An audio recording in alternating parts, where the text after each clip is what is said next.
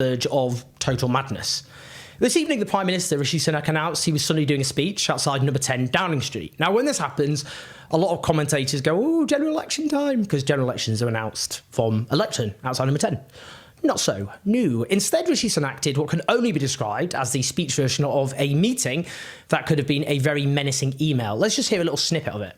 And I respect that the police have a tough job in policing the protests we have seen and that they are operationally independent.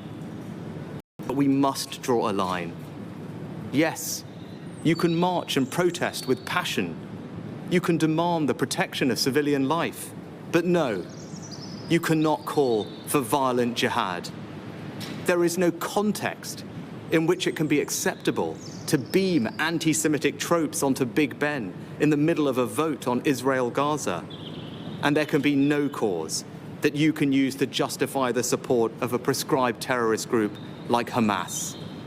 And yes, you can freely criticize the actions of this government, or indeed any government. That is a fundamental democratic right. But no, you cannot use that as an excuse to call for the eradication of a state or any kind of hatred or anti-Semitism. This week, I've met with senior police officers and made clear it is the public's expectation that they will not merely manage these protests, but police them. And I say this to the police: we will back you when you take action. Okay, what's going on here then? Well, it's clear who's going to be held to account for the mass slaughter of Palestinians through bombs, bullets, starvation, the destruction of Gaza's medical.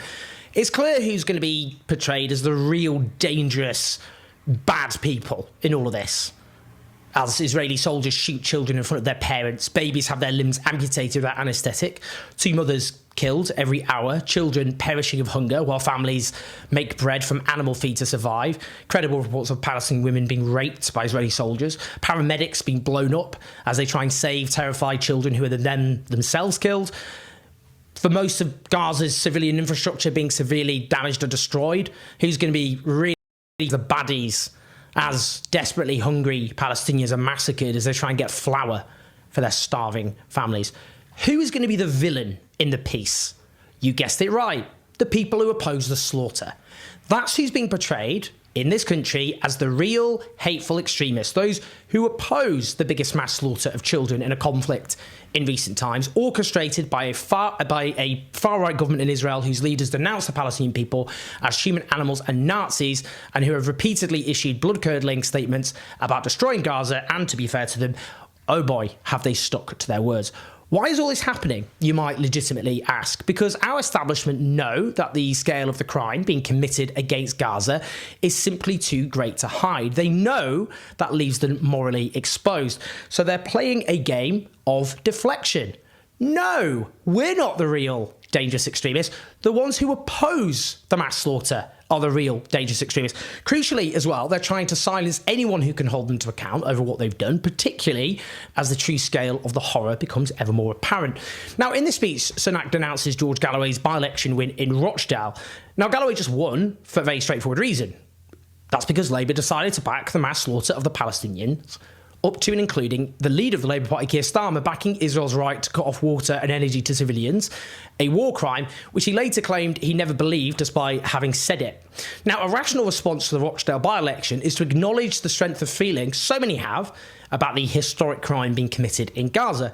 And I say that as no fan of Galloway, to say the least. Someone whose undeniable oratory skills and campaigning abilities have been wasted because of the multiple reactionary political positions he's taken and alliances he's made. But a Prime Minister using a national address to denounce a by-election result as a threat to democracy. Yeah, that's giving Sinister, isn't it? Let's be honest. Now, his claim, Rishi Sunak, is that extremists have taken over the streets and hijacked protests. Let's just be straightforward and direct here. This is a lie. It's a manufactured deceit. The mass protests in Britain, which reflect overwhelmingly public opinion, the polls consistently show that support for an immediate ceasefire has a huge majority of support behind it. That's what this is really about. The political elite see a mass movement which reflects where the public are. They resent it putting pressure on them because it's effective. So they try and present that pressure as dangerous, threatening,